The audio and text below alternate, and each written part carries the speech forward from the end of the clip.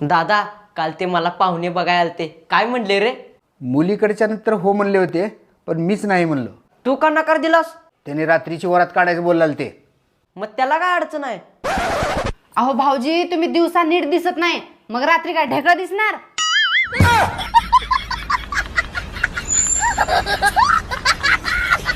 मामी इथं माझे पैसे पडलेत का? अहो जावाई, तिथं 10 रुपये पडले होते, ते तिथं फ्रीजवर ठुलेत. जसे काय लय 50-50 रुपये पडले, ते पैसे पडले उरसुळा उठविलाय. पोहे बनवायचं अवघड नसतंय हो, पोहे भिजवायचं अवघड असतंय. कारण जरा जजमेंट हुकलं की चक्क भात होते. अरे मामा 10,000 पाठवलं बघ तुला. आले का बघ पैसे, आणि आले असले तर मला मेसेज करून सांग. कट झाला का फोन? होय. मला एक गोष्ट सांगा, तुमचं जे हे मन आहे ते समुद्रासारखं मोठं असेल ना? होय 100%. मग त्यामध्ये छोटे मोठे मासे तर राहतच असतील. कुठून राहत असतील छोटे मोठे मासे? तुझ्यासारखी मोठी लट मगर त्या समुद्रात असल्यावर अगं समुद्रात राहायचं सोड. त्या समुद्राच्या कडेनं सुद्धा छोटे मोठे मासे येणार.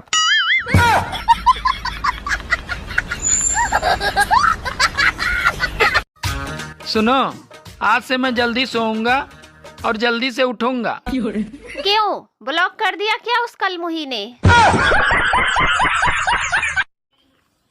मामी दैले जांभळ झाले. 3 डब्याचा काटा काढलाय, 4था डबा हातात घेतलाय ना. आंबट लागते काय होते, खाऊ वाटलं तर खा, नाही तर किंवा खाली निघा.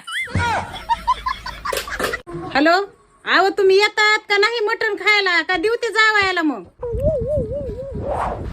अहो येतात का कसं सांगा लवकर, का देऊ ते जावायला मटण? मग